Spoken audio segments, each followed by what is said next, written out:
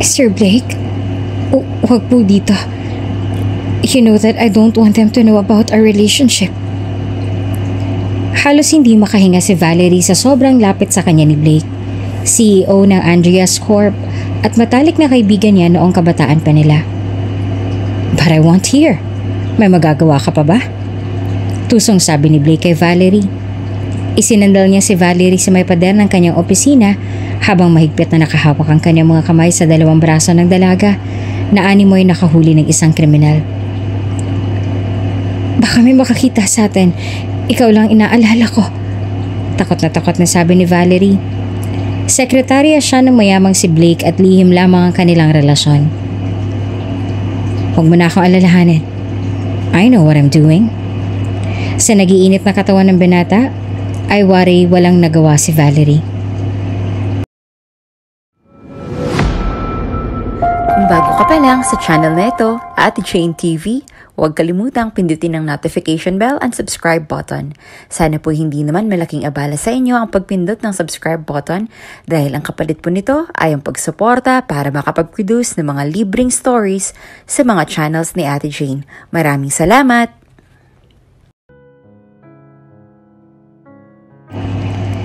Marami nang naging nobya si Blake at tunay namang walang makakatanggi sa angkin nitong karisma.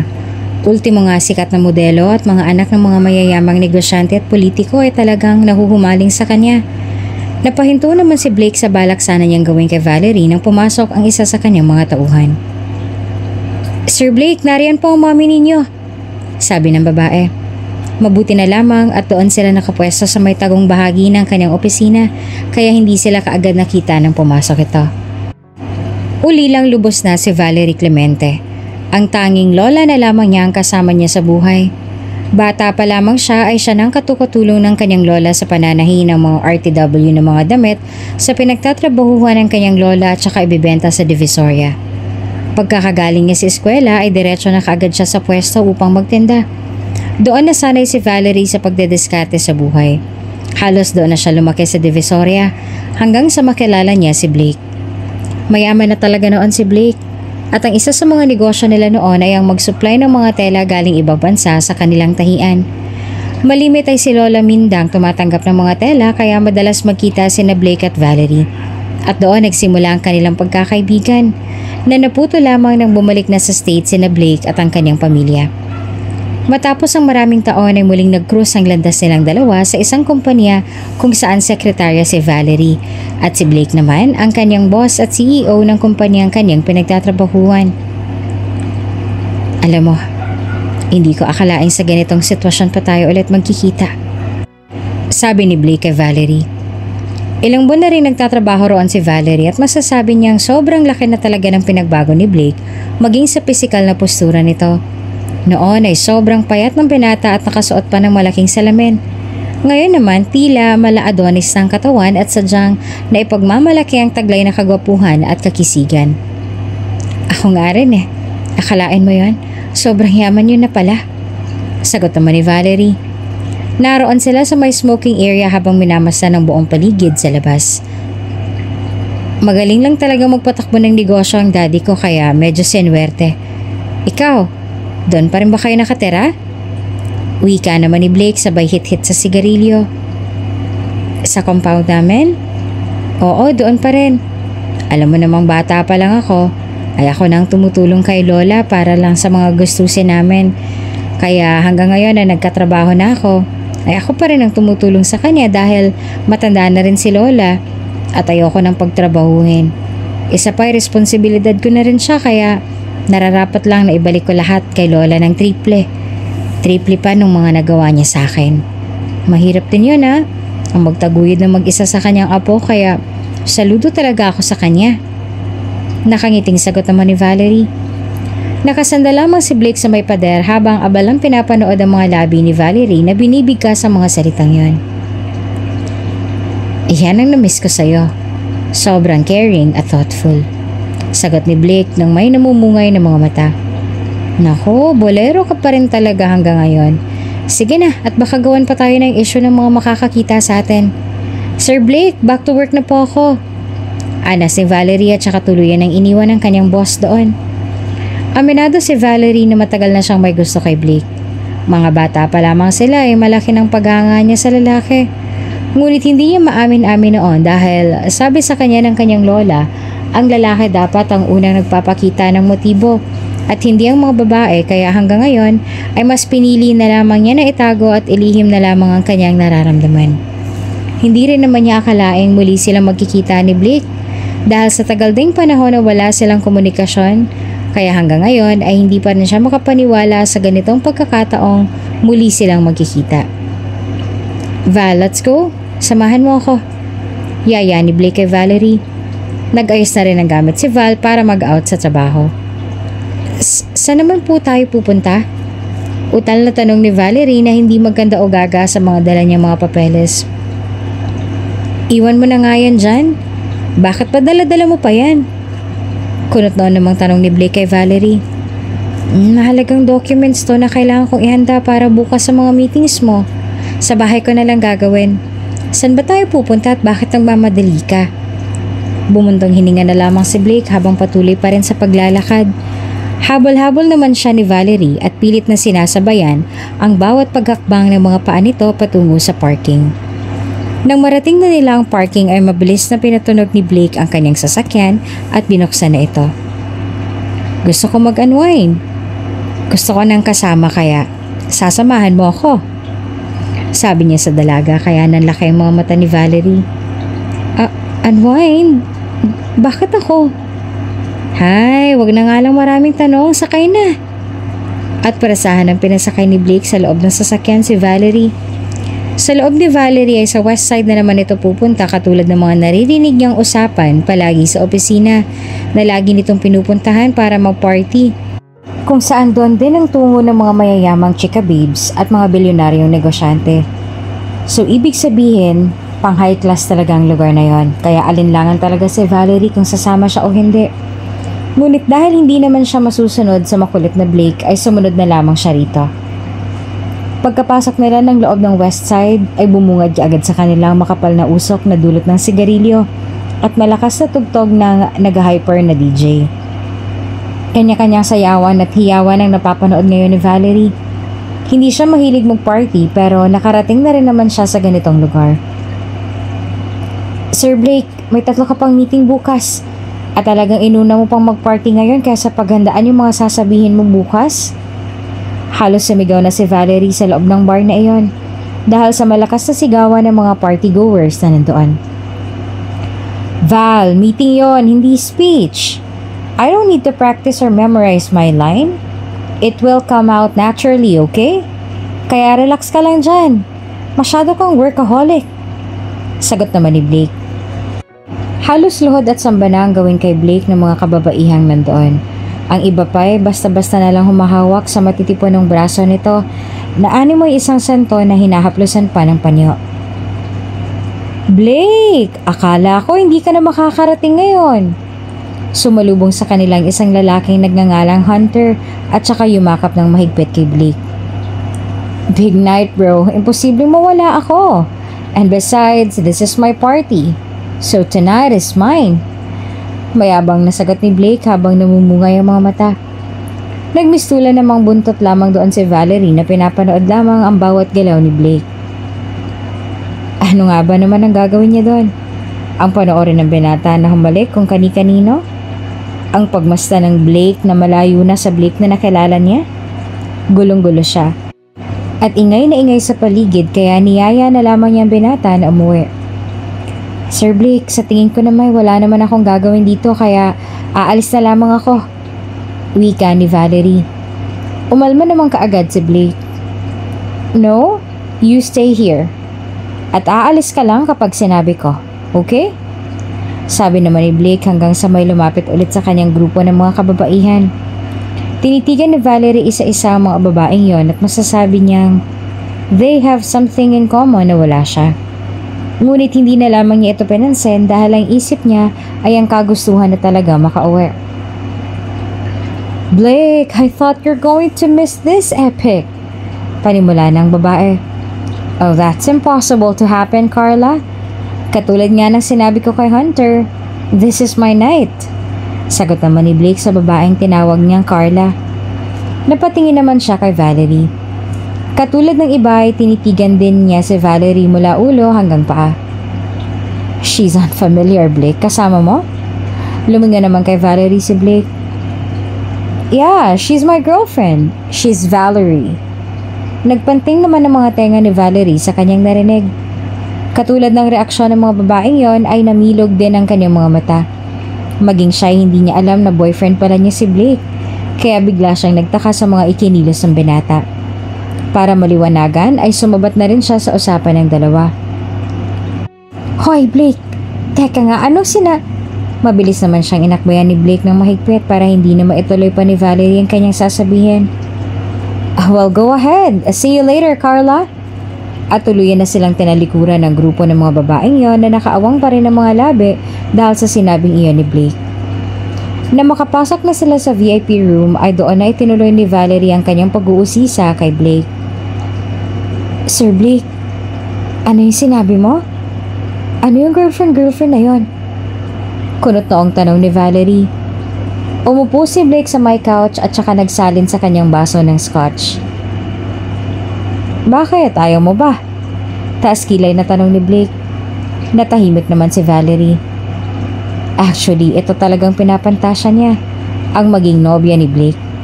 Kahit pa alam niyang kaliwat kanan naman talaga ang babae nito at wala ni isa sa mga ito ang siniseryoso. May kung ano sa loob ni Valerie na parang gusto niya ng titulong yon. Natawaging girlfriend ni Blake dahil sa dinami-rami ba naman ng babae ni Blake ay nakapasok siya sa standard nito.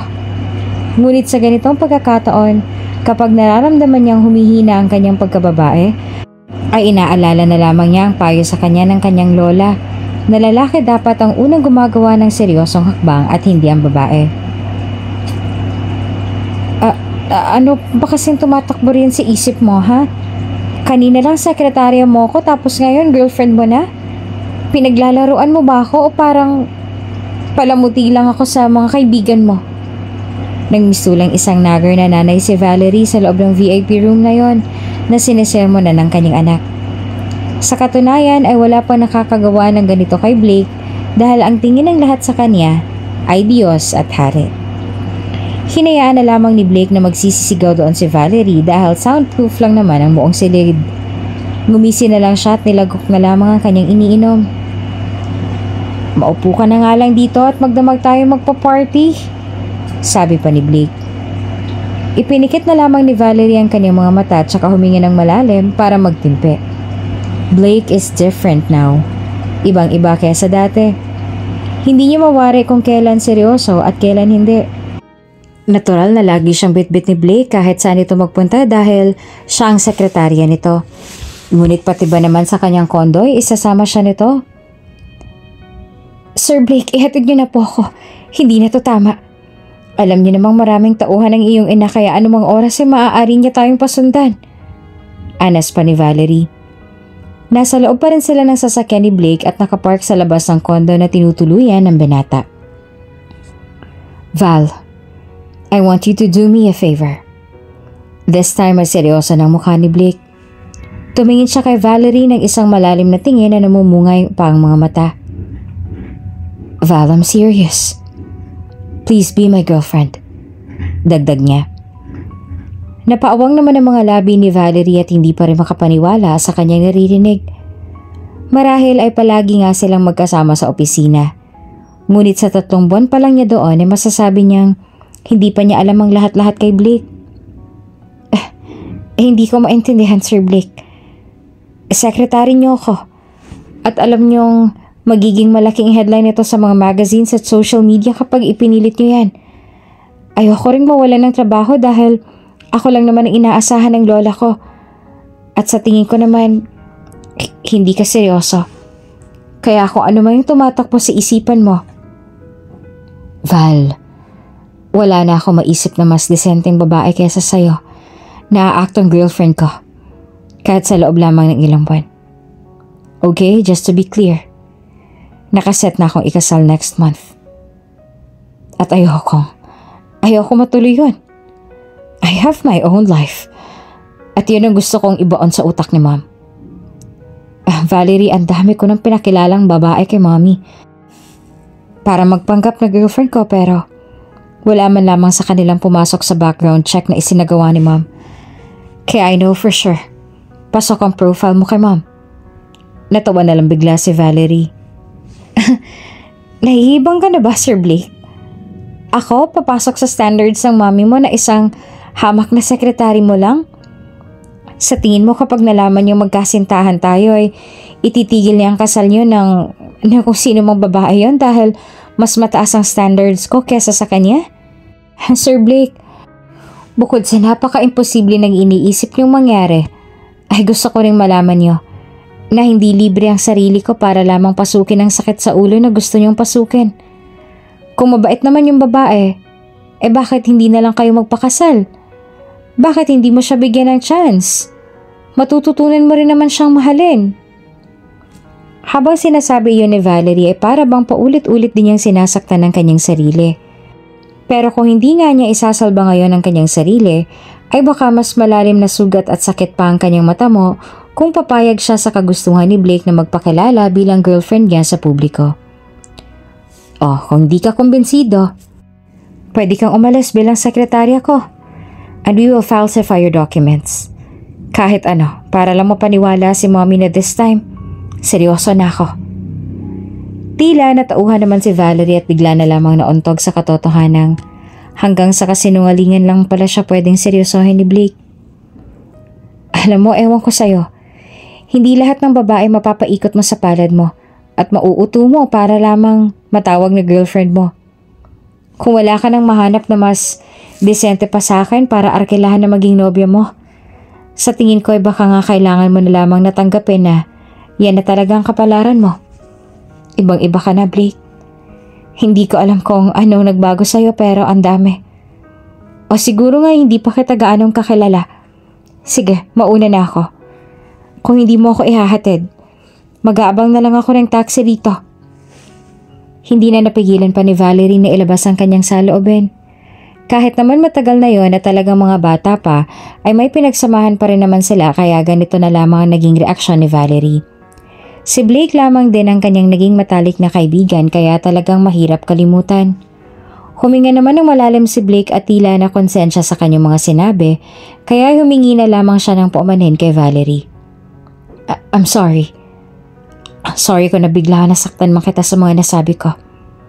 But Valerie, believe me, never kitang nakalimutan.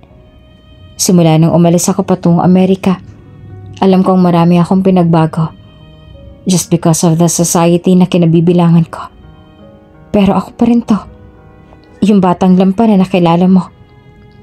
Paliwanag naman ni Blake. Hindi niya makakalimutan si Valerie dahil tanging ang dalaga lang din ang naging kaibigan niya maliban sa kanyang kinakapatid na si Leandro.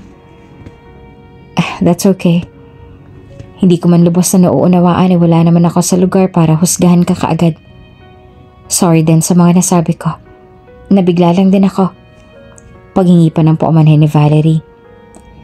Tila nga hindi na makapakiusapan pa ni Blake si Valerie na maging fake girlfriend nito. Kung tutuusin, ay ayaw rin namang gawing panakip lamang si Valerie dahil alam niyang hindi ito deserve ng dalaga. Nagkataon na lamang talaga na desperado na siya at naniniwala siya na si Valerie lamang makakatulong sa kanya. Halos lahat naman kasi ng mga babaeng nakakasama at nakakahalubilo ni Blake kapag hindi mga social climber ay mga two-timer naman at mistress. Kaya talagang wala siyang mapagkakatiwalaan sa mga yon, lalo pa kapag humarap na sila kay Madam Luz na ubod ng higpit at istrikta. Kaya ng mga sumunod na araw ay tila naramdaman ni Valerie ang pagbabago kay Blake na lagi nang tahimik at naging mailap. Val, anong schedule natin ngayon? Seryosong tanong ni Blake kay Val habang abala sa pagtitipa sa kanyang laptop. Kay Mr. Vergara po tayo ngayong 10 a.m. Then after noon may meeting with the investors na after lunch. Magalang na sagot ni Valerie na hindi naman maiwasang mapatingin ng pasimple sa blangkong reaksyon ng mukha ni Blake. Okay, thank you. Matipid na sagot ng binata. Hanggang sa mag-lunch break ay nakapirmi pa rin sa kanyang opisina si Blake na malalim pa rin ang iniisip.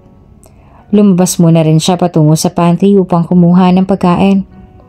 Habang nakapila at sumasandok ng pagkain ay hindi naman sinasadyang makinig ni Valerie sa usapan ng mga naroroon ng mga taga-ibang department.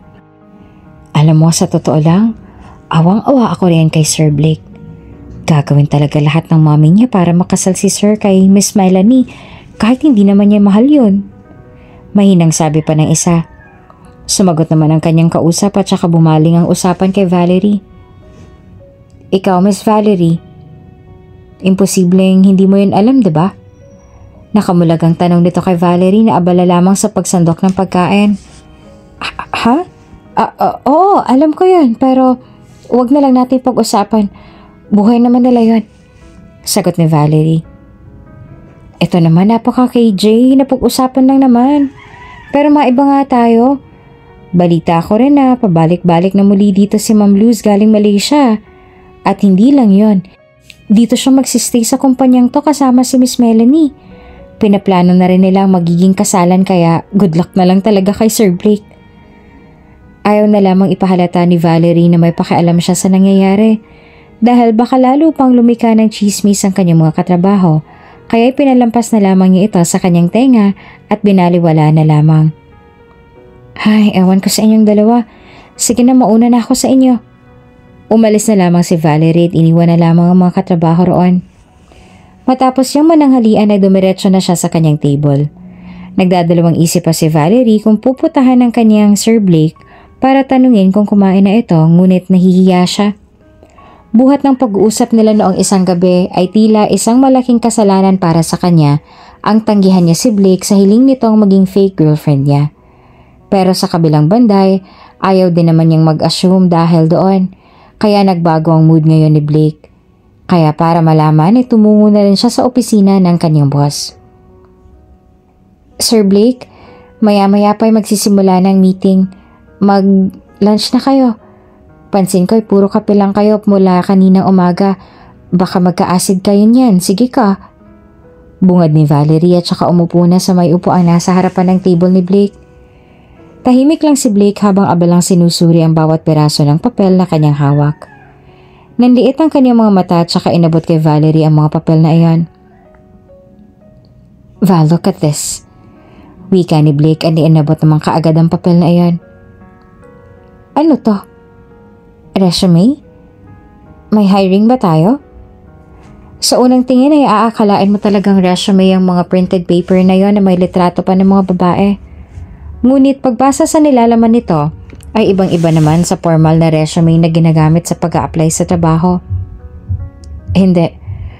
Profile yan ng mga babaeng plano ko maging fake girlfriend. Sa tingin mo, mga mukha bang disente? Sagot ni Blake na ikinabigla naman ni Valerie. Sa isip niya ay, ganito na ba talaga kadesperado si Blake para lamang hindi matuloy ang kasal nila ni Melanie? Napapailing na lang siya ngunit kung sasagutin ang tanong ni Blake na iyon, ay masasabi namang mga mukhang disente ang mga babaeng yon. Kung sa itsura, oo, mukha namang disente. Pero hindi pa rin po tayo sigurado dahil hindi naman natin makikilala ang isang tao base lamang sa litrato. Pero kung nakilala mo naman na talaga sila ng personal, ikaw na siguro makakapag-husga niyan. Sagot pa ni Valerie. Sumagot naman si Blake. Hindi pa. Hindi ko pa sila nakikilala. Bukas may date ako kay April at sasamahan mo ako. Gusto ko siyang kilalanin pa. Nanlaki naman ang mga mata ni Valerie. Kasama talaga ako? Hindi ba awkward yun? Utal nitong sagot. Hindi. Basta sumama ka. Pamimilit pa ni Blake kay Valerie. Okay. At wala na rin nagawa pa si Valerie kaya sumunod na lang siya kay Blake. Hanggang sa makauwi si Valerie hindi pa rin mawala sa kanyang isipan ang magiging date bukas ni Blake at April. Ang hindi niya maintindihan ay kung bakit kasama pa siya. Nakakainis talaga ang Blake na yan. Pwede naman kasing huwag na lang akong kasama pero sinama pa talaga ako. Anong gagawin ko ron? Tutunga nga. Tagadala ng bag ni April. Taga-order nila ng food. Hay, ang hirap maging sekretarya kapag demanding ang boss. Kakagigil. Pati ba naman sariling issue niya idadamay pa ako? Pero Bakit nga kaya ayaw niyang makasal dun sa Melanie kung mabait naman to? Di hamak na mas tunay na disente naman yun kesa sa akin, ano? O kay April. O maging sa mga naging babae niya. Ay, nakaka-stress. Mahinang sabi ni Valerie sa kanyang sarili habang nakatingin sa salamin ng kanyang banyo at naglalapat ng night cream sa kanyang muka. Narinig naman ito ng kanyang lola kaya inusisa siya kaagad nito. Ano naman kayang pinagmamaktol ng maganda kong apo? Bungad ng matanda kay Valerie at saka sumandal pa sa may pintuan ng banyo. Wala po lola. Kanina pa po ba kayo riyan? Hindi ba dapat natutulog na po kayo? Gulat na sabi ni Valerie sa kanyang lola. Nginitian naman siya ng matanda at isang magandang ngiti. Huwag ka na magpalusot pa apo at narinig ko ng lahat. Si Blake ba ang tinutukoy mo?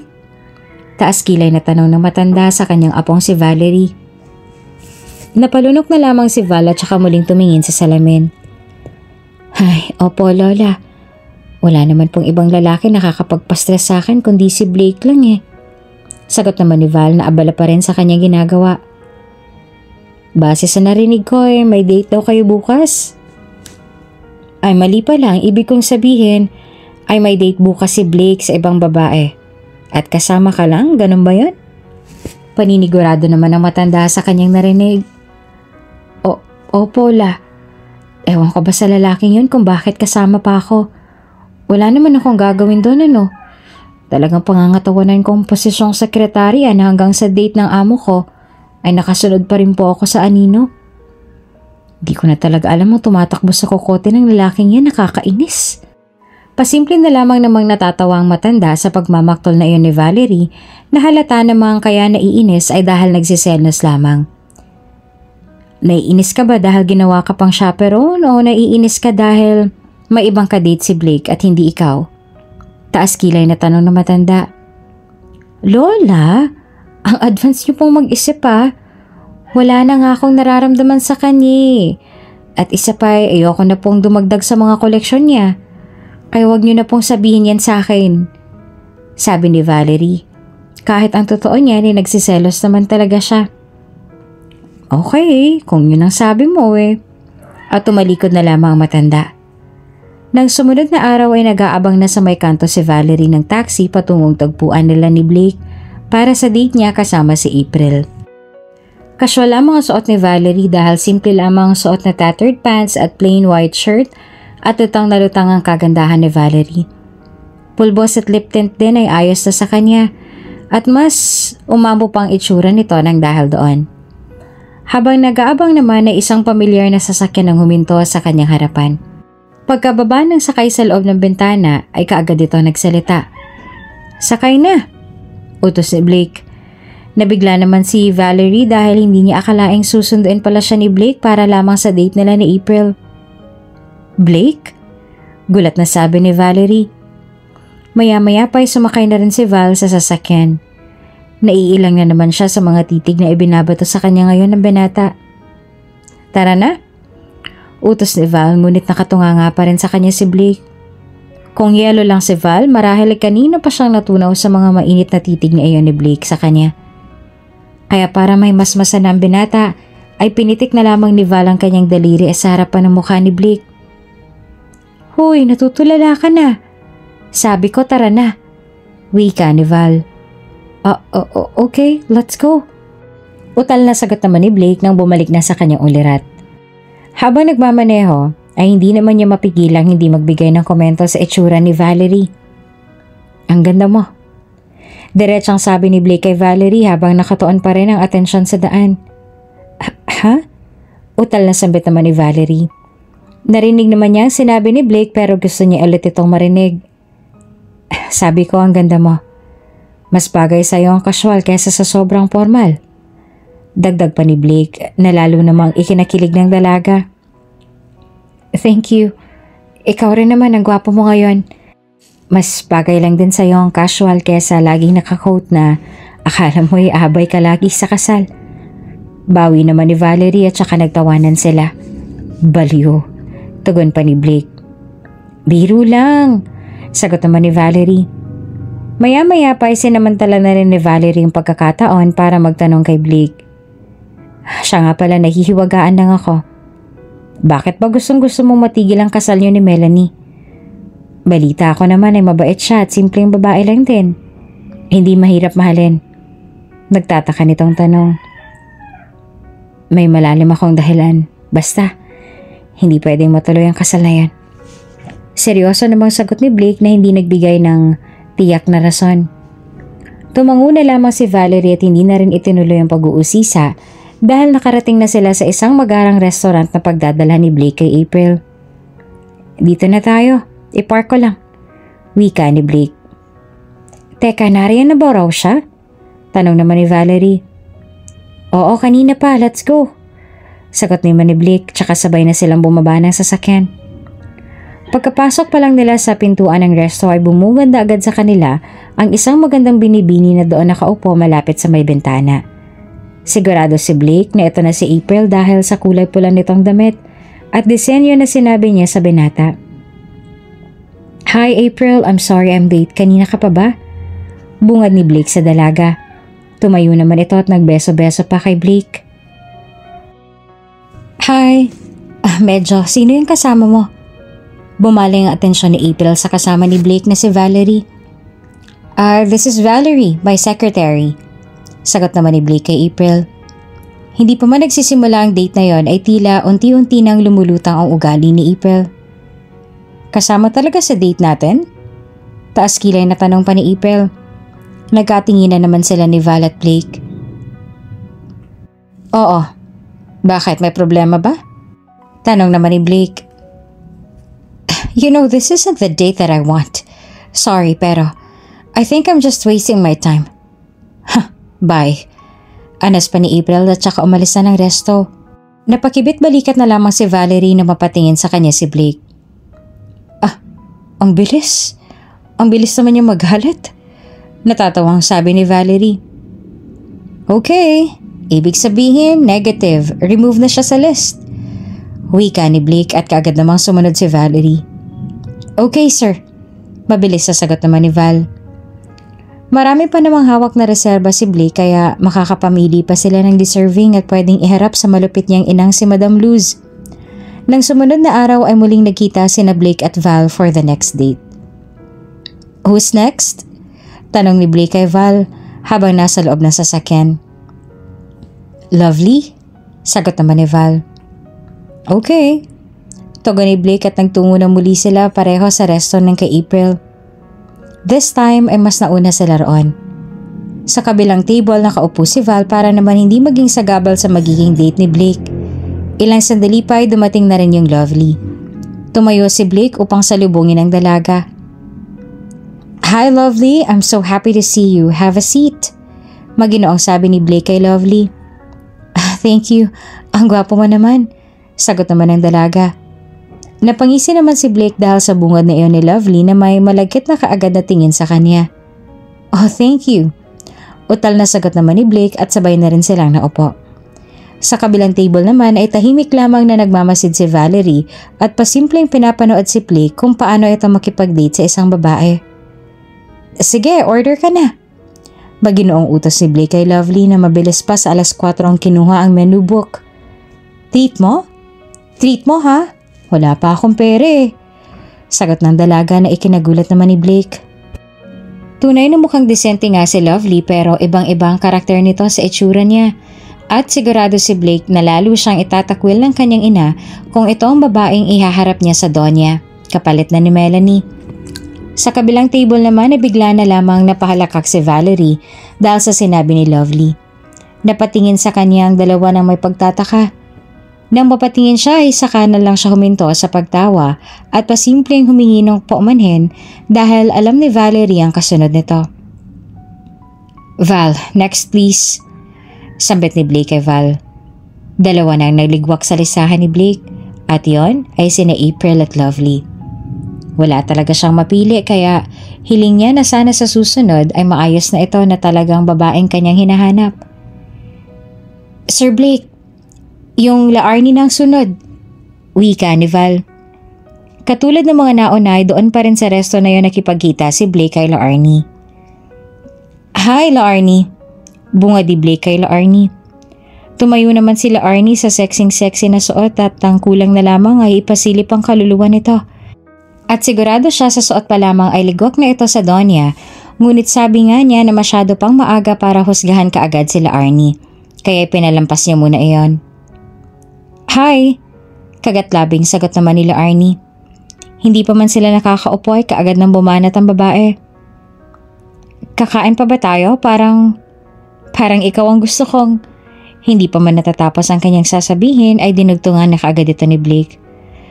Val, next please! Sigaw nito. Tatlo nang naligwak sa kanyang mga listahan. Lahat ay mga mukhang disente pero kapag nakausap na ni Blake ay doon niya napagtatantong hindi naman pala. Ilang araw na lamang at mangyayari ng nakatakda nilang engagement ceremony ni Melanie kasabay ng pagdating ng kanyang inang si Madam Luz. Hindi pa na siya nakakahanap ng magiging fake girlfriend niya, kaya'y nangangamba na siya. Kaunting oras na lamang ang kailangan niya, at kapag hindi pa siya nakagawa ng paraan ngayon ay posibleng matuloy na ang kasal na mariin nilang tinutulan ni Melanie. Sir Blake, wala nang natitira rito. Naubos na wala ka pa rin napipili. Sabi ni Valerie. Meron pa riyan, kunin mo sa loob ng envelope. Utos naman ng binata habang nasa loob ng sasakyan. Nanlaki naman ang mga mata ni Valerie na makitang peraso ng papel na iyon kung saan mukha naman ang naroon. Ako to Utal na sabi ni Valerie habang nakatitig pa rin sa papel na iyon. Ipinihit ni Blake ang kanyang katawan paharap kay Valerie. Let's have a date? Malumanay nitong alok kay Val. Umangat na rin ang tingin sa kanya ng dalaga. Pero, utal nitong sabi. Please? Muling pakiusap ni Blake. Okay.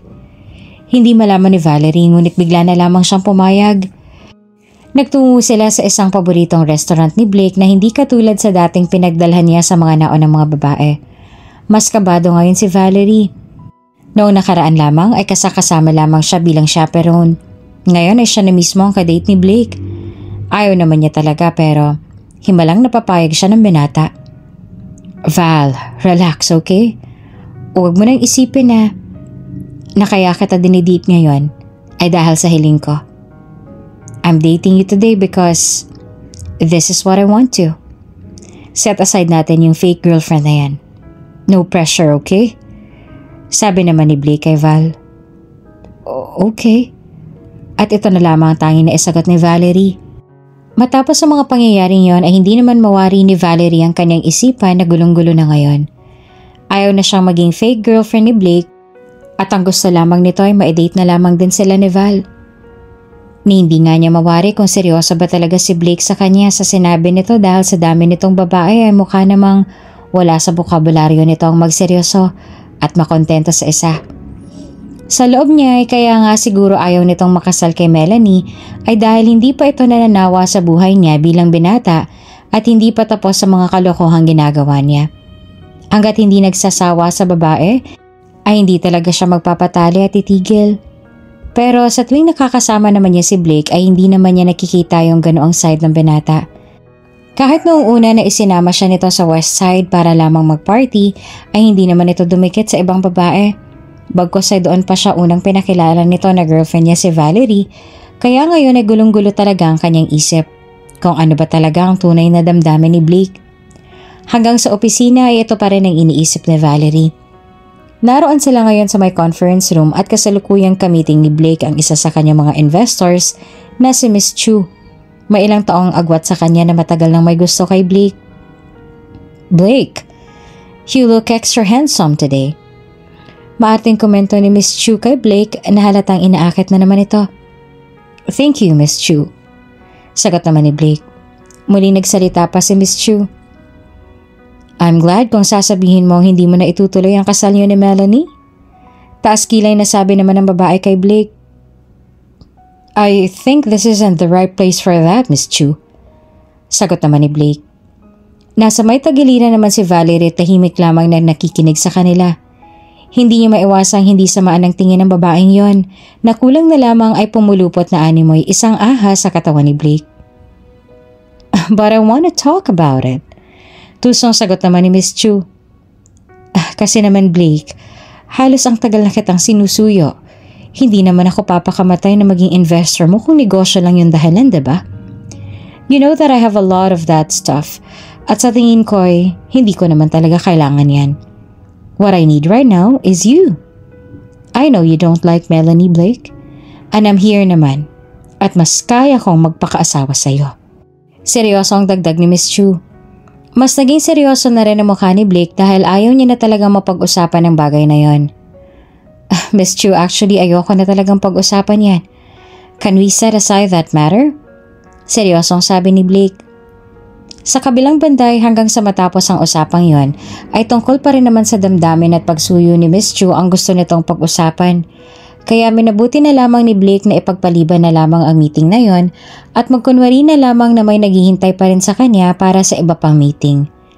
Nang makarating sila sa opisina ni Blake ay doon na muling nag-usisa pa si Valerie. Mukhang type na type ka ng Miss Chu na yun Panimula ni Valerie. Yes, at matagal na siyang ganyan sa akin. Kung hindi lang malaking pinapasok niya sa akin pera ay tinigil ko na rin ang negosasyon ko sa kanya. Inis na sagot naman ni Blake. Bakit ayaw mo? Pwede naman siyang maging fake girlfriend mo. Maganda naman at mukhang desente. Sagot naman ni Blake. You don't know her, Val. At isa pa, bakit mo ba ako pinagtutulakan sa iba? At wag na nating pag-isipan yan. If it's my fate, wala na ako magagawa. Umupo na lamang si Blake at inintindi na lamang ang mga susunod pa niyang meetings. Hindi na rin umimik pa si Valerie na mukhang ayaw naman talaga itong pag-usapan pa ni Blake. Habang abalang dalawa sa pagtitipa sa kanilang mga laptop for the next meeting, ay bigla namang sumulpot ang isa sa kanilang mga admin. Sir, may naghahanap sa inyo sa lobby, Leandro daw, sabi ng staff. Otomatiko namang napahinto si Blake nang marinig ang pangalan na iyon. Si Leandro Del Valle, isa sa kanyang matalik na kaibigan na nakakilala lamang niya noong nasa junior high school siya sa Christian school na pinapasukan niya. Ilang taon din silang nagkasama roon at maituturing talaga ni Blake na si Leandro ang pinakamatalik niyang kaibigan sa lalaki. Ordinaryong tao lamang din si Leandro katulad ni Valerie. Dahil lagi silang magkasama noon ni Blake ay sa binata niya rin nakilala si Melanie na kalaunay naging nobya niya na rin. Naghiwalay lamang silang dalawa dahil sa mga magulang ni Melanie. Noon kasi talagang wala pang nasasabi sa kanyang buhay si Leandro, kaya maaaring tinutulan ng mag-asawa ang relasyon ni na Melanie at Leandro. Bumaba kaagad si Blake at nakasunod naman kaagad si Valerie. Nang makarating na sila sa lobby ay doon bumungad sa kanya si Leandro. Malaking pinagbago ng binata at masasabing mas mukhang kagalang-galang at formal na ngayon. Leandro?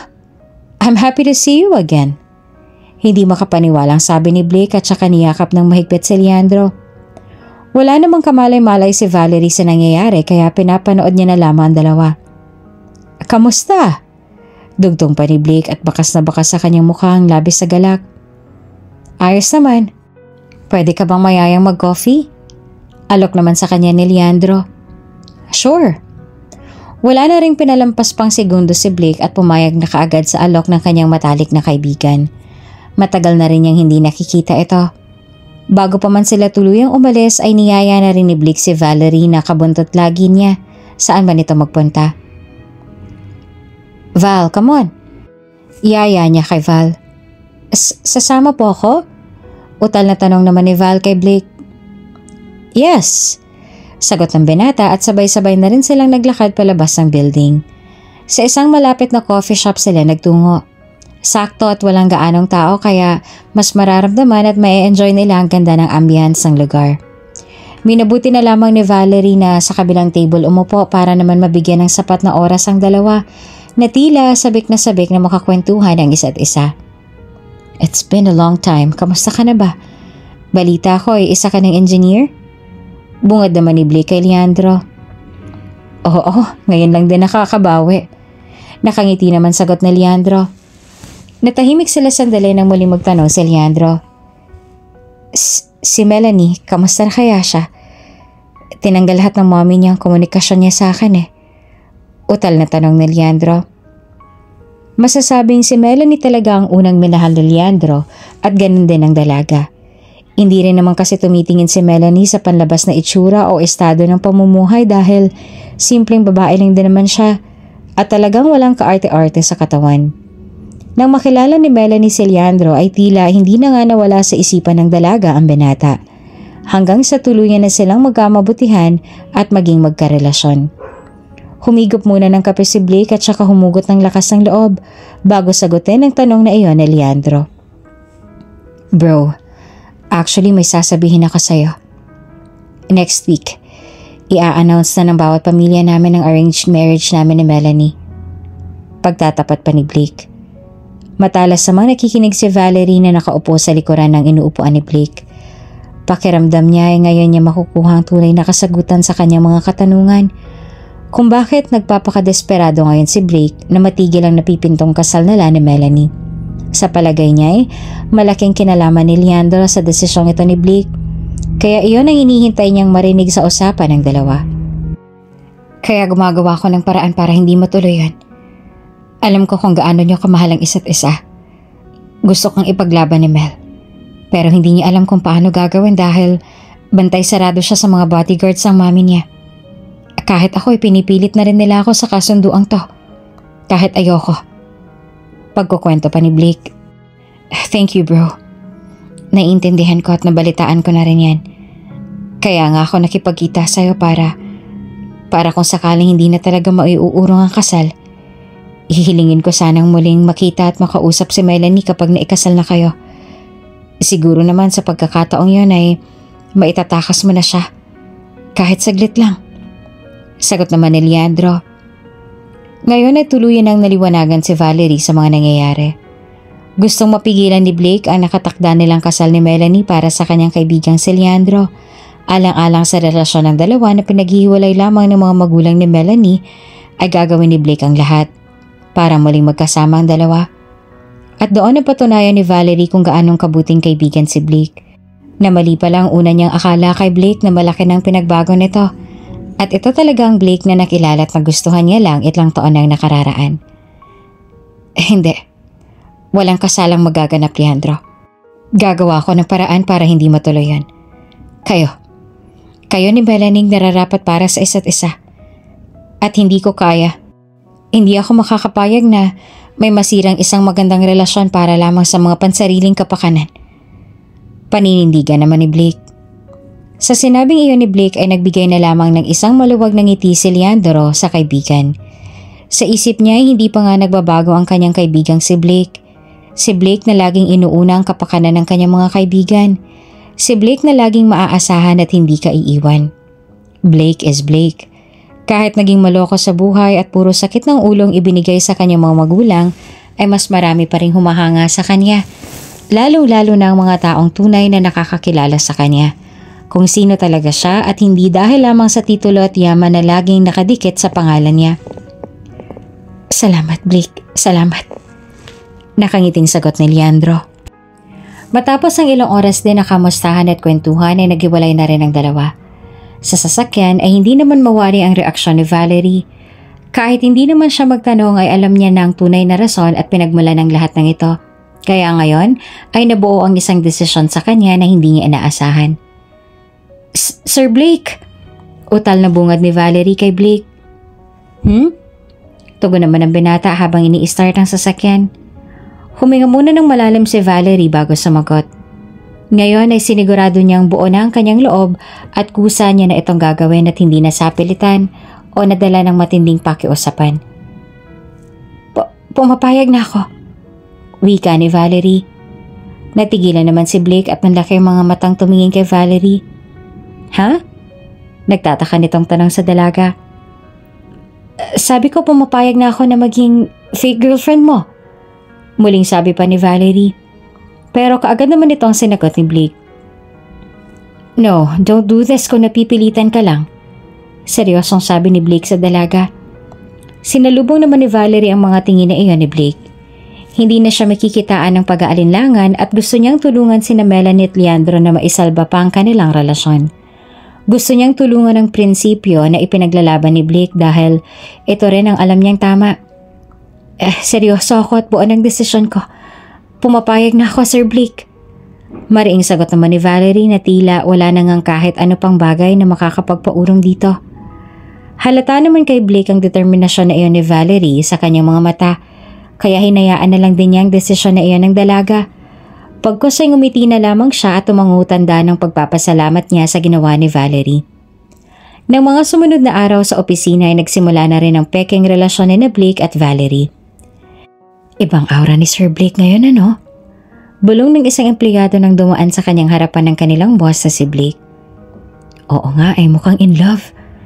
Pero imposible naman dahil ang alam ko hindi naman siya in love kay Miss Melanie. Bulong naman ng isa. Kaya nga, sino naman kayang dahilan ng mga ngiting iyon? Napapangiti na lamang si Valerie sa kwentuhan ng kanyang mga katrabaho. Kahit pa kasi tunay ang relasyon nilang dalawa, ay ayaw pa rin niyang maisapubliko ito dahil takot din siyang mahusgahan at maging sentro ng bulong-bulungan ng mga taong makakakita sa kanila. Nang makapasok na sila sa opisina ni Blake ay umupo na kaagad ito sa kanyang office chair. Val! Tawag niya sa dalaga. Sir Blake? Utal na tago naman ni Valerie.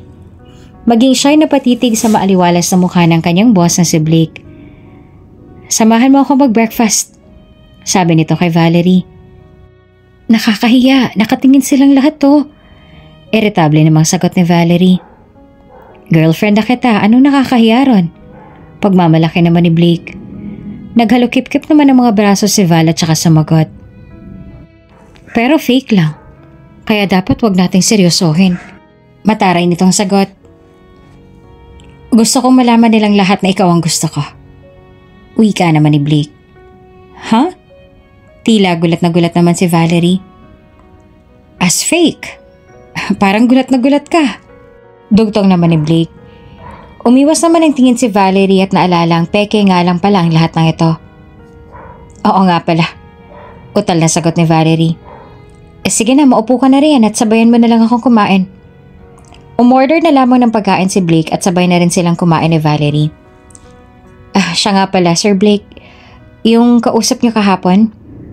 Yung Leandro? Siya talagang nobyo ni Miss Melanie? Pag-uusisa pa ni Valerie at sumandok na rin ng pagkain. Yes, bukod sa'yo, siya lang nag-iisang lalaking naging matalik kong kaibigan. Kaya hindi ako makakapayag na matuloy ang kasal dahil sila naman talaga dapat yan. Sana nauunawaan mo ang rason ko kung bakit desperado na ako. Sagot naman ni Blake. Tumangutang na lamang si Valerie dahil nauunawaan na rin naman niya ang sitwasyon. Nauunawaan ko na. Diretsang sagot naman ni Valerie. Habang lumilipas ang mga araw ay mas nagiging showy na si Blake sa relasyon nila ni Valerie. Na kung siya lamang ang masusunod ay ayaw na rin niyang maging peke pa. Dahil nauuna pa lang naman talaga ay seryoso na si Blake. Mahirap lamang paniwalaan ni Valerie dahil sa kilala itong magaling magpaikot ng mga kababaihan sa kanyang mga palad. Kaya hindi na nagawa pa ni Blake na idepensa ang sarili niya. May mga papeles na kailangang pirmahan si Blake ngunit wala ito sa kanyang opisina kaya tinungo na lamang ni Valerie ang smoking area at doon niya ay natagpuan niya si Blake. Pagkalabas niya roon sa smoking area ay kaagad na dinakip ni Blake ang kanyang dalawang braso at isinandal sa may pader na tila alam nito talaga na paparating siya. Sir Blake, wag po dito. You know that I don't want them to know about our relationship.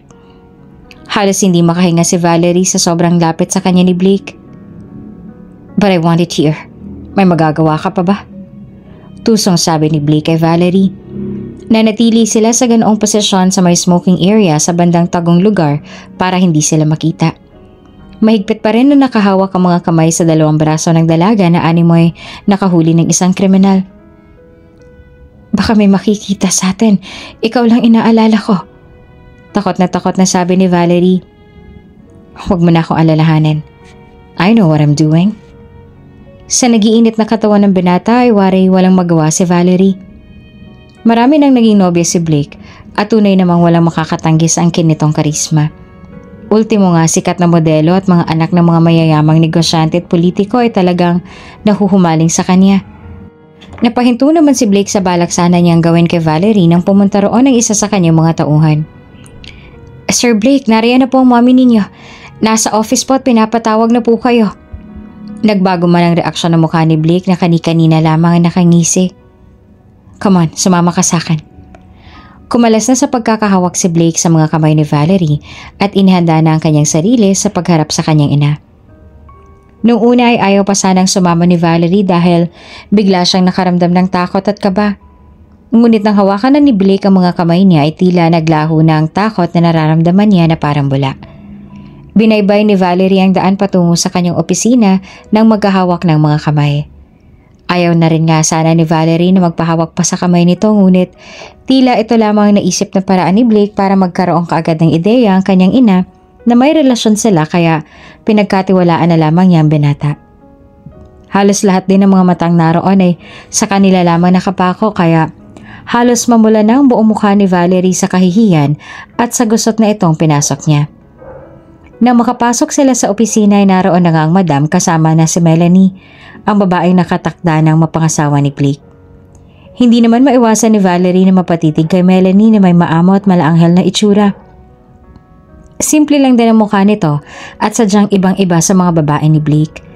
Nakayuko lamang si Melanie na tila siya pang nahihiyakin na Blake at Valerie.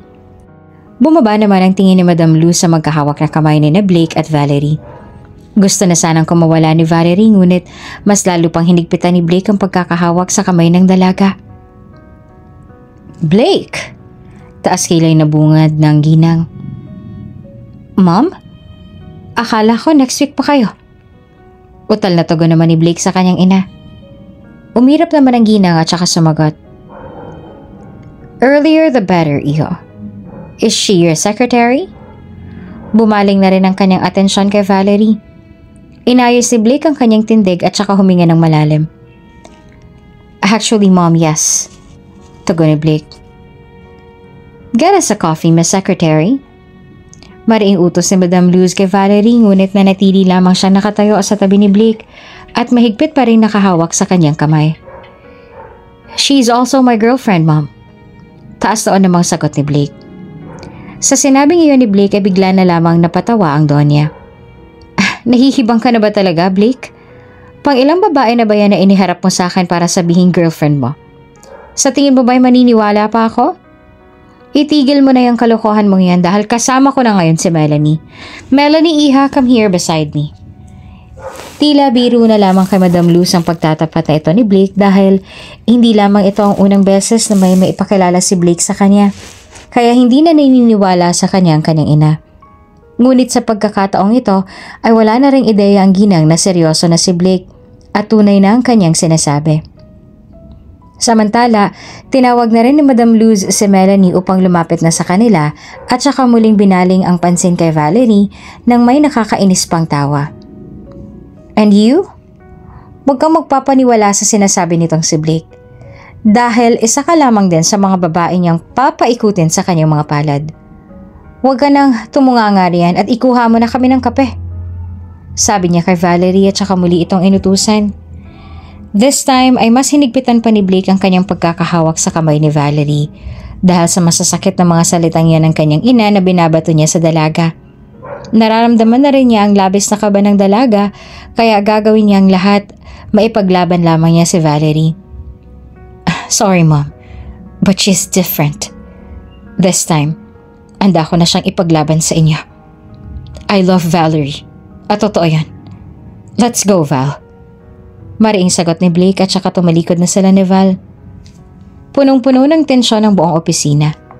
Wala namang pakialam si Melanie sa nangyayari dahil nagkakaintindihan na rin naman sila ni Blake kaya hindi na siya nakisali pa sa usapan ng mag-ina. Lalabas na sana ng pintuan sina Blake at Valerie nang muling humirit ng salita ang kanyang inang si Madam Luz. Subukan mong talikuran ako. Alam mo ang kaya kong gawin. Mariing sabi ng ginang na may pagbabanta. Pinalampas na lamang iyon ni Blake at tuluyan ng umalis. Sanay na rin siya sa mga ganitong pagbabanta ng kanyang ina sa kanya at sa kanyang magugustuhan, lalong-lalo na sa pagmamanipula at pagkokontrol nito sa kanyang buhay. Sawang-sawa na rin siya sa ganitong setup kaya pinili na lamang niya na magmatigas at manindigan para naman sa kanyang sariling buhay at kasiyahan. Nang nasa sasakyan na sila ni Valerie at tila hindi pa rin naaalis ang kaba sa dibdib ng dalaga, tandang-tanda pa rin niyang nakakatakot na itsura ng ina ni Blake na animoy isang halimaw na mga ngain ng buhay. Tanggap na rin niyang wala na siyang babalikan pang trabaho dahil sa kanyang ginawa at pagsuway ni Blake sa kanyang ina nang dahil sa kanya. At ito ang pinaghahandaan niyang ipaliwanag sa kanyang lola. Blake, ang bilis ng tibok ng puso ko. Sabi ni Valerie habang nakalapat ang isang kamay sa kanyang dibdib. Huwag ka mag-alala. Kasama mo ako. At hindi ko hahayaang saktan ka ni Mom. Sagot naman ni Blake at sinigurado niya sa dalaga na simula sa araw na ito ay poprotektahan na siya ng binata laban sa kanyang ina. Bigla namang nangamba si Valerie. Pero Blake, sabi ni Valerie, ipaubaya mo na sa akin to. Hindi naman kita pababayaan. Nakangiti namang sagot ni Blake. Hinayaan na lamang ni Valerie si Blake sa pagkakataong to dahil malaki naman ang tiwala nito kay Blake.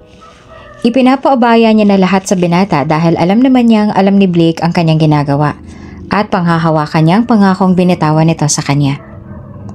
Isinama ni Blake si Val sa Cliff Valley na lagi niyang pinupuntahan kung saan makikita ang buong view ng kanilang lugar. Nauna nang bumaba si Blake at saka pinagbuksan ng pinto si Valerie. Baba ka na, utos ni Blake kay Valerie. Sumunod naman kaagad si Valerie at namangha sa angking ganda ng buong lugar. Ang ganda naman dito, namamanghang sabi ni Blake kay Valerie. Pumwersa na si Blake sa may barikada at doon siya napaupo upang pagmasdan ng buong lugar. Dito ako lagi nagpupunta kapag gusto kong tumakas sa problema. Pumikit si Blake at dinamang malamig na hampas ng hangin sa kanyang balat. Kahit may sinag pa ang araw ay hindi ramdam ang init dahil natatalo ito ng malakas na ihip ng hangin dahil nasa pinakamataas na bahagi sila ng kanilang lugar. Kahit mayaman na kayo ay namumroblema ka pa rin ano? O sisa naman ni Valerie at tumabi na rin doon kay Blake. Hindi naman mawawala yon. Kakambal na ng buhay ang problema. At wala yung pinipiling estado ng buhay. Sagot naman ni Blake. Tumingin sa kanya si Valerie at saka sumagot. Sa bagay, tama ka. Nakangiting sabi naman ni Valerie. Ilang segundo rin silang natahimik. Dinama muna nila ang sarap ng pakiramdam na nararamdaman nila ngayon. Malayo sa polusyon at problema. Malayo sa ingay ng mga sasakyan at mabigat na trapiko. Malayo sa problema at mapanghamak na tao. Dito mas nararamdaman ni Blake ang kapayapaan. Mas nararamdaman niya ang katahimikan na malayo sa gulo. Kung pwede nga lang natakasan niya na lahat ngunit hindi niya rin maaari dahil lalong kawawa ang mga taong sa kanya lamang umaasa. Katulad nila Melanie at Leandro. Na makakuha ng pagkakataon si Blake ay muli niya nang tinapat si Valerie. Val, yung sinabi ko kanina kay Mommy, I mean it. I like you. Not as a fake girlfriend pero as my girl. At ayokong isipin mo na isa ka sa mga babaeng pinaikot ko sa aking mga palad. You're different, Val. Iba ka sa kanila. Pagtatapat pa ni Blake. Tinitigan ni Valerie ang mga matang iyon ni Blake na direkta at malalim na nakatitig sa kanya. Yung mga matang iyon ang isa sa kanyang nagustuhan sa binata. Dahil doon pa lang ay malalaman niya na at mararamdaman ang tunay na damdamin ni Blake. Ang mga matang iyon ang kailanman ay hindi magsisinungaling. Ang mga matang iyon ang magpapatunay kung totoo nga bang ipinapakita ngayon ni Blake sa kanya at hindi nagsisinungaling. At ngayon ay masasabi niyang dama niya agad na seryoso nga si Blake. Pero paano niya papaniwalaan nito kung marami na siyang naririnig na masama tungkol kay Blake sa mga babaeng kanyang nakakahalubilo? Bakit mo sinasabi sa akin yan? Utal namang tugon ni Valerie. Just to give you security and assurance. This time gusto ko na magseryoso. I want to pursue you, Val. Ang tagal kong hinintay to. Ang muli kitang makita at makasama. Dagdag pa ni Blake. Sa sobrang bilis ng pangyayari, hindi na alam ni Val kung alin na nga ba ang kanyang papaniwalaan. Kung alin na nga ba ang tunay at hindi. Matagal na siyang may nararamdaman para kay Blake pero hindi siya sigurado kung ganon din ba sa kanyang binata. Kung kaya ba talaga nitong pangatawanan at panindigan ng mga sinabi niya kanina sa kanyang ina. Pero sa kabilang banday gusto niyang bigyan pa ng pag-asa si Blake. Gusto niyang pasukin ang isang pintuan na walang kasiguraduhan kung ano naghihintay sa kanya sa loob. At isa sa kinakatakot niya, na baka hindi niya nagustuhin lumabas pa kapag nakapasok na siya sa pintuang iyon dahil baka lalo lang siyang mahulog kay Blake. Blake, alam naman natin na sobrang bilis ang pangyayari, hindi ba? Pagkabalik natin sa syudad at pagbaba mula rito, babalik na muli tayo sa realidad ng buhay. Muli nating haharapin ang mommy mo at ang mga consequences niya sa'yo, sa atin. Pero kung handa ka talaga at seryoso sa sinasabi mo, sa tingin ko ay kailangan mo munang harapin ang lola ko. Tanda mo, si Lola Belia. Dahil sigurado akong pagbalik natin doon ay wala na rin akong trabaho. Kaya kailangan kita para ipaliwanag lahat ng to kay Lola. Go ka ba? Tanong naman ni Valerie. Dahil buo na rin naman ang loob ni Blake ay tinanggap na rin niya ang hamon ni Valerie. Gusto na rin naman niyang patunayan ang kanyang sarili at damdamin para sa dalaga. Kaya magpapakalalaki siyang haharap sa Lola Belia ni Valerie. Ngumiti na lang si Valerie sa pagtanggap na iyon ni Blake. Kaya nagtungo na sila kina Valerie. La, nandito na po ako. Malakas na tawag ni Valerie. Pumasok na sila sa loob at isinama niya na sa sala si Blake at doon muna pinaghintay. Blake, dyan ka lang ha. Tawagin ko lang si Lola. Sabi ni Valerie at saka nagtungo sa kusina kung saan kasalukuyang nagluluto ang kanyang lola.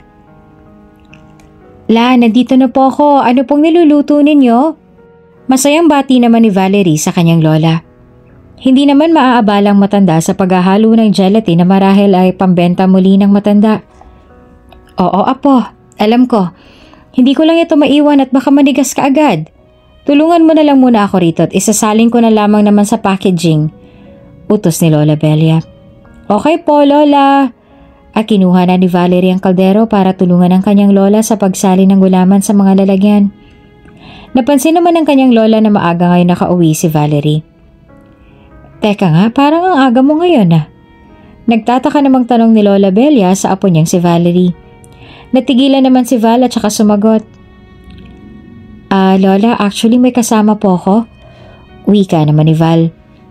Kasama? May bisita tayo? Bakit hindi mo kaagad sinabi sa akin? O siya, ibaba mo muna yan dyan at nakakahiyang paghintayin ng bisita. Ika ni Lola. Sumunod naman kaagad si Valerie at saka isinama na ang kanyang lola sa may sala kung saan naghihintay si Blake. Nang makita kaagad ni Blake ang matanda ay kaagad na itong tumayo. Magandang hapon ho, bati ni Blake. Tinitigan naman siya ng malalim na Lola Belia na tila kinikilala at kinikilates. Magandang hapon din, iho. Tugon naman ng matanda. Lumingon naman si Lola Belia kay Valerie. Val, siya ba si Blake? Utal na tanong ni Lola Belia kay Valerie. Opo, Lola. Si Blake po. Yung kababata ko na naging boss ko. Sagot naman ni Val. Kumunot naman ang noo ng matanda nang marinig ang sinabi ni Val. Ha? Anong ibig mong sabihin?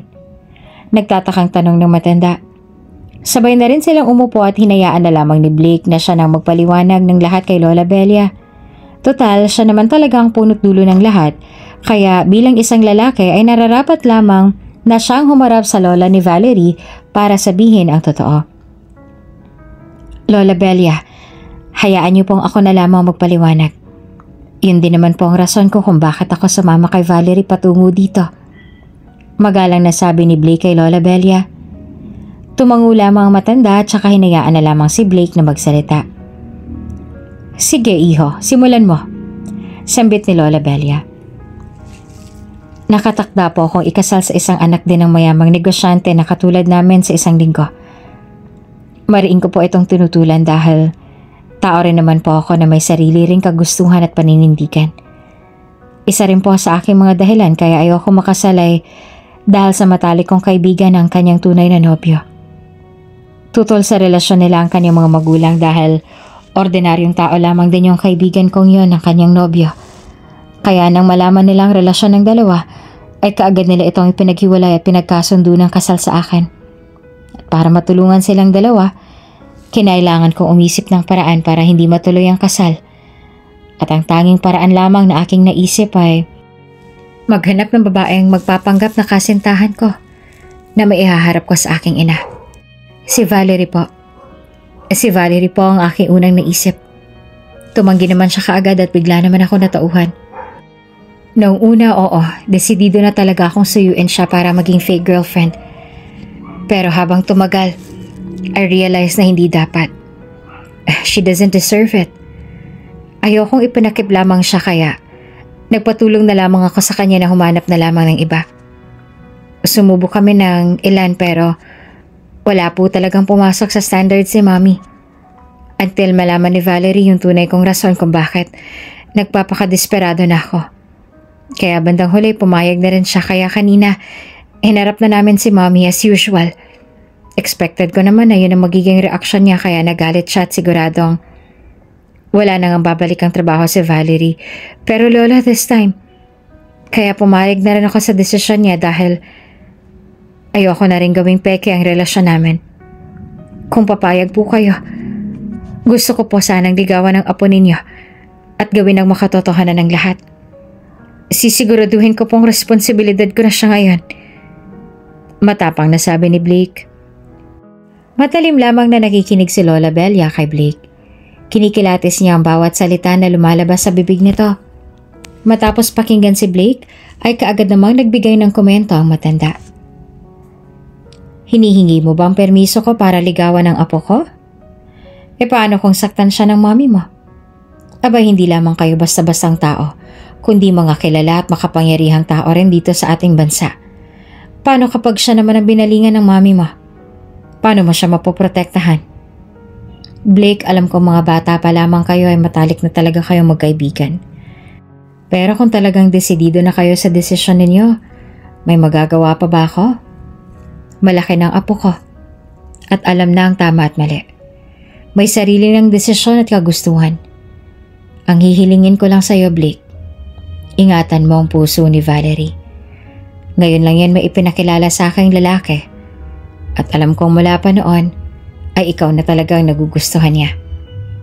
Natigilan ng matanda nang sumingit si Valerie. Lola? Kunot noong sambit ni Val sa kanyang lola. Oh, bakit? Tunay naman ah.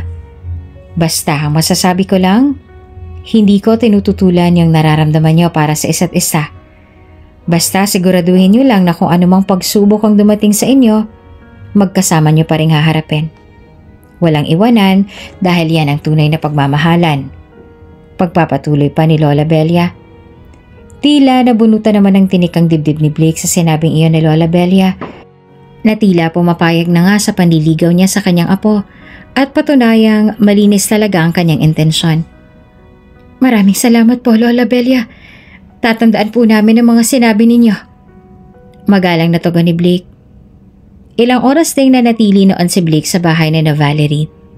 Na makauwi siya ay dediretso na sana siya patungo sa kanyang kwarto nang nakita siya ng kanyang inang si Madam Luz. Blake, pamula sa oras na to, hanggang bukas ng umaga, pinagbabawalan na kitang umalis at lumabas ng bahay. Bukas na bukas ay ikakasal na kayo ni Melanie at ayaw kong masira ang mga plano ng dahil lamang sa hampas lupa mong sekretarya. Huwag ka na magpumiglas dahil ikaw lang din naman ang masasaktan. Pagalit ni sabi ni Madam Luz sa kanyang anak. Huminga ng malalim si Blake at saka mabilis na sumagot sa kanyang ina. No, hindi matutuloy ang kasal. At alam kong tutol din dito si Melanie. Itigil niyo na nga to, Mommy. Pinapasok niyo kami ni Melanie sa isang bagay na kayo lamang naman ang may gusto. Isipin niyo na rin naman ang mararamdaman namin. May ibang gusto si Melanie at ganoon din ako. Kapag tinuloy niyo to, parang tinanggalan niyo na rin kami ng kaligayahan. Mariing sabi naman ni Blake. Pero talagang ayaw paawat ng ginang sa kanyang mga plano na tanging kapangyarihan at yaman lamang naman ang habol. Wala nang pakialam sa nararamdaman ng kanyang anak basta makamit lamang niya ang pansariling kagustuhan. Kahit ano pang gawin at ang sabihin mo, matutuloy ang kasal. Mariing sagot naman ni Madam Luz sa kanyang anak. Sa kalagitnaan naman ng kanilang pag-uusap ay biglang sumingit sa usapan ang kanilang kasambahay. Madam, narito na po si Doña Catalina at Don Fernando, sabi ng kasambahay. Nabigla si Madam Luz sa pagbisita ng dalawa dahil hindi niya ito inaasahan. Bukas pa ang kasal kaya sa isip niya ay baka excited ng mag-asawa o baka naman ay may gustong ipadagdag sa invitation na kanilang ginawa. Aba, mukhang napaaga sila. Sige, patuloyin mo. Tamang-tama at nandito pa ang aking magaling na anak. Sambit naman ng madam at saka sinalubong na mag-asawa. Lumapit kagad si Madam Luz nang may ngiti sa mga labi. Doña Catalina, mukhang napaaga kayo para bukas. Wika nito sabay bineso-beso ang dalawa. Seryoso naman ang mukha ng mag-asawa. Nagbago rin ang reaksyon ni Madam Luz at unti-unti nang nawawala ang mga ngiting iyon sa kanyang mukha. Madam Luz, we have something to tell you kami narito. Seryosong sabi ni Catalina. Napataas naman ang kilay ni Madam Luz. Mukhang importante. Halika, doon tayo sa may beranda. Blake, sumunod ka. Utos ng madam at sabay-sabay na rin silang nagtungo sa beranda. Nang makarating na sila roon ay wala nang pinalampas pang segundo si Madam Luz at nagtanong na kina Doña Catalina. So, ano ang sa atin, Doña Catalina? Don Fernando? Nakangiti pa rin tong tanong. Kahit pakiramdam ay hindi magandang sasabihin ng dalawa. Nagkatinginan ng mag-asawa sabay tumango si Don Fernando na nagpapahiwatig na ipinapaubaya niya na kay Doña Catalina ang pagsasabi kay Madam Luz. Mahirap para sa kanilang desisyon na ito na kanilang gagawin. Ngunit mawawala na rin naman ito ng saysay kahit ipilit pa nila ang kanilang mga kagustuhan. Kaya sa pagkakataong ito ay ang hiling na lamang ng kanilang anak na si Melanie ang kanilang pagbibigyan. Wala nang kasalang magaganap bukas. Diretsa ang sabi ni Doña Catalina. Napaawang naman ang labi ni Madam Luz at namilog ang mga mata. Ganoon din naman si Blake, na bakas pa rin sa itsurang pagtataka at hindi makapaniwala sa kanyang natutunghayan ngayon. Napalunok naman si Madam Luz at pilit pa rin pinapakalma ang sarili sa ganitong sitwasyon. Huh? What do you mean? Nauutal nitong tanong sa mag-asawa. Kami nang magwe-withdraw sa kasal. Kanina, sumama ang pakiramdam ni Melanie. Actually, ilang araw ko nang napapansin yan. Kanina, nung pinatingin namin siya sa doktor, doon namin nalamang may cancer siya. Stage 4. At ang sabi ng doktor ay may ilang buwan na lamang daw si Melanie dahil ang katawan na nito ang kusang umaayaw ng laban at unti-unti nang bumibigay. Kaya ang tanging hiling niya sa amin ay makasal sa lalaking kanyang tunay na pinakamamahal. Kaya kahit hindi namin tanggap, tutuparin pa rin namin ang huling hiling ng aming anak. Kaya pasensya na Madam Luz, wala nang kasalanang magaganap bukas. Naluluhang pagsisiwalat ni Doña Catalina. Mas lalong nanlumo si Madam Luz at maging si Blake sa narinig. Lalo pa nang malaman nilang may ilang buwan na lamang na itatagal ang buhay ni Melanie. Hindi malaman ni Blake kung matutuwa ba siya dahil hindi na matutuloy ang kasal. O malulungkot dahil sa kamatayan ni Melanie ang naging kapalit ng lahat. Pero mukhang hindi ito matatanggap ni Madam Luz. Kapangyarihan pa rin ang nasa kanyang isip at hindi na talaga iniisip ang kapakanan ng iba. Ipipilit pa rin niya ang isang bagay kahit na imposible na talagang mangyari. Hindi pwede. Hindi pwede yun. Paano ang pagsasanib-pwersa ng ating mga kumpanya? Hindi ba mas lalakas tayo nun? Baka pagagawan mo pa ng paraan na kay Blake na lang siya makasal. Total, ilang buwan na lang din naman ang natitira sa kanyang Ma'am, naririnig mo bang sinasabi mo? May malubhang sakit na nga si Melanie. Yaman at kapangyarihan pa rin ang nasa isip ninyo. Tao pa po ba kayo? Wala na kayong pakiramdam. Hindi ko na kayo nakikilala. Malakas na sabi ni Blake sa kanyang ina. Maging si Doña Catalina at Don Fernando ay nagulat sa pagsigaw na iyon ni Blake. Pero mas hindi sila makapaniwala sa naging reaksyon na iyon ni Madam Luz na hindi man lamang inisip ang kalagayan ng kanilang anak na si Melanie. Doon ay napatunayan nilang talagang gahaman si Madam Luz. Lahat ay gagawin para sa kapangyarihan. Nagsisisi sila ngayon kung bakit sila nakipagkasundo sa Madam kapalit ng kalayaan at sariling kaligayahan ng kanyang anak. Ngayon nila napagtanto na kaya lamang gustong mapakasal ni Madam Luz si Blake kay Melanie ay para makuha ang ilan nilang yaman dahil napag-alaman nilang unti-unti na palang nalulugi ang ilan sa negosyo ni na Madam Luz at sila lamang ang ginawang pantakip dito ng Madam para maisakatuparan ng kanyang mga binabalak. Matapos noon ay kasunod na rin ni Blake ang mag-asawa na umalis sa mansyon at naiwan na lamang doon si Madam Luz. Wala nang ibang mapuntahan si Blake at makausap, kaya pinuntahan na lamang niya si Valerie. Pinaupo muna ni Val si Blake sa kanilang terrace upang ikuha muna ito ng inumin. Blake, okay ka lang ba? May nangyari ba? Ayaw ba talagang pumayag ng mami mo? Sunod-sunod na tanong ni Valerie kay Blake na halata sa reaksyon ng mukha nito na may hindi magandang nangyari. Sumagot naman kaagad si Blake. Hindi na matutuloy ang kasal. Sambit nito. Nagsalubong naman ang kilay ni Valerie at saka umupo ito sa tabi nito. Oh, di dapat masaya ka, hindi ba? Anong nangyari? Nagtatakang tanong naman ni Valerie. May cancer si Melanie. Stage 4. At may taning na rin ang buhay niya. Kaya siya nang humiling sa mga magulang niya na makasal sa taong kanyang pinakamamahal. At yun ay si Leandro. She's dying, Valerie. Her death saved me.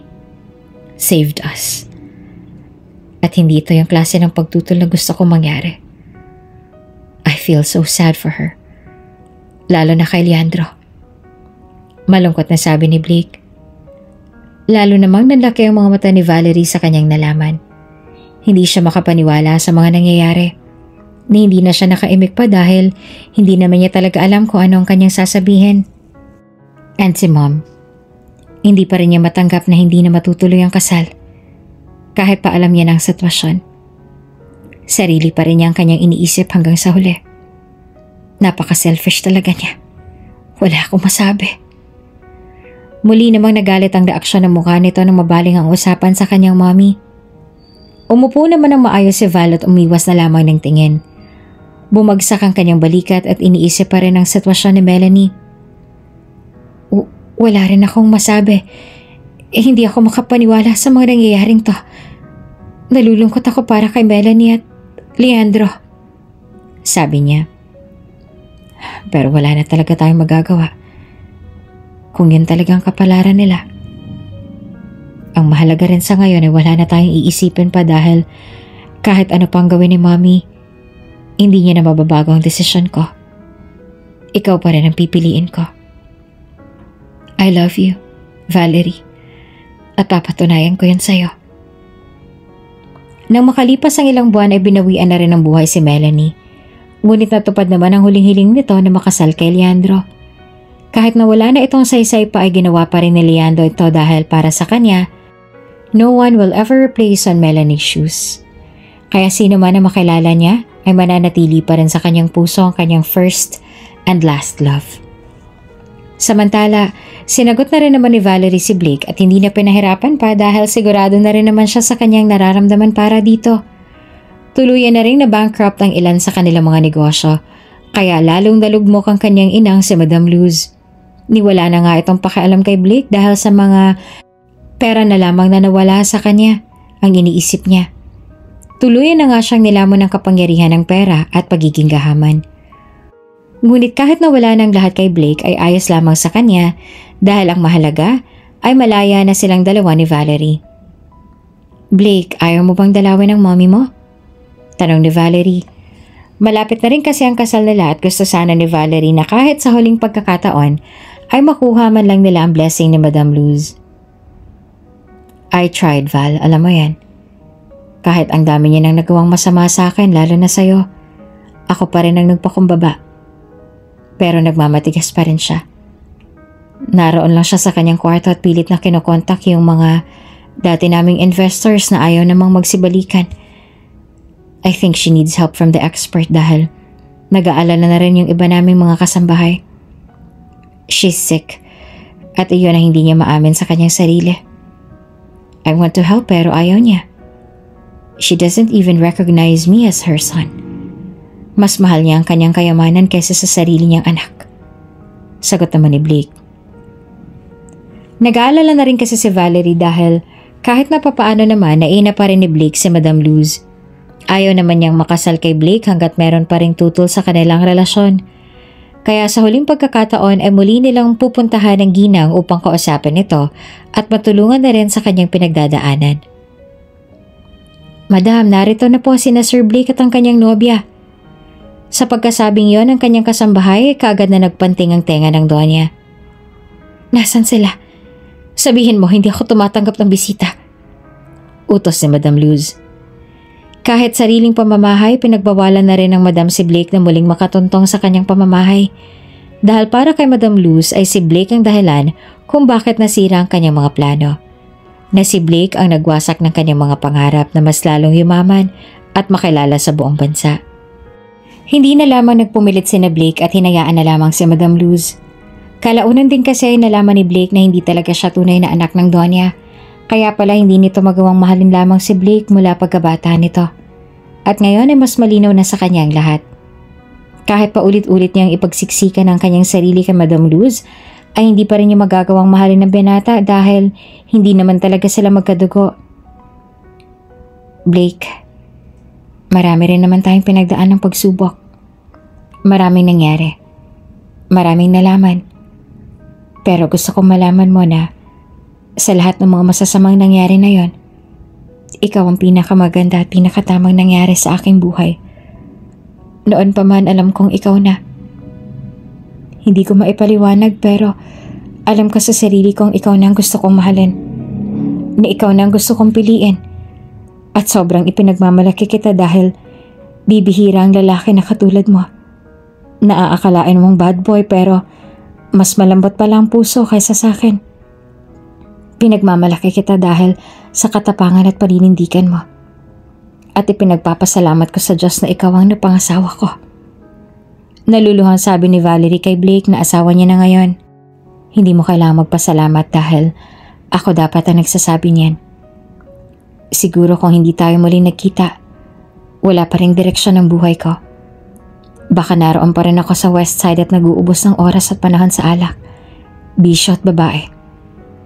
Ikaw ang tunay na sumalba sa akin, Val. Kung hindi tayo muling nagkita, baka wala nang kwenta ang buhay ko ngayon. Patapon na at wala nang silbi. At baka hindi ko rin nalaman ang tunay na pagkatao ko. Kung sino ba talaga ako. Kaya Val, kung may dapat mang magpasalamat dito, walang iba kundi ako. You complete me. Ikaw lang palang kulang sa buhay ko para makompleto. I love you, Val. At sisiguruhin kong mamahalin kita at aalagaan habang buhay.